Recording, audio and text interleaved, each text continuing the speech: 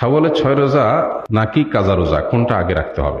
যা কারোর যদি রমজানের রোজা কাজা হয়ে থাকে তাহলে সেক্ষেত্রে তিনি রমজানের কাজা রোজাগুলো আগে রেখে তারপরে শাওয়ালের 6 রোজা রাখলে বেশি ভালো।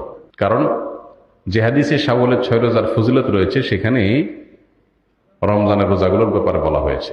নবী সাল্লাল্লাহু আলাইহি ওয়াসাল্লাম বলেছেন, মান সামা রমাদান সুম্মা আতবাহু সিত্তাম মিন শাওয়াল, যে ব্যক্তি রমজানের রোজা রাখলো এরপরে শাওয়ালের 6 রোজা রাখলো। তো এই হাদিসে বোঝা যাচ্ছে রমজানের রোজা রেখে তারপরে রাখতে বলা হয়েছে। এখন রমজান রোজাতে আপনার গ্যাপ থাকে কয়েকটা, মিস থাকে কয়েকটা, এগুলো রেখে তারপর আপনি শাওয়ালের রোজা রাখলে এটা সবচেয়ে সেফ এবং সবচেয়ে ঝামেলামুক্ত। আর যদি বলেন যে না, আমার এত বেশি ভাঙতি রোজা হয়েছে বা যে কয়টা রোজা হয়েছে সেগুলো রেখে আবার শাওয়ালের 6 রোজা রাখা আমার জন্য টাফ হবে, তাহলে আপনি আগে শাওয়ালের 6 রোজা রাখলেও ইনশাআল্লাহ আশা করা যায় আপনার শাওয়ালের 6 রোজার ফজিলত আপনি পাবেন। এটা অধিকতর বিশুদ্ধ যে আপনি ফজিলত পাবেন, কিন্তু নিরাপদ এবং উত্তম হয় আগে ফরজগুলো রেখে তারপর শাওয়ালের 6 রোজা রাখা।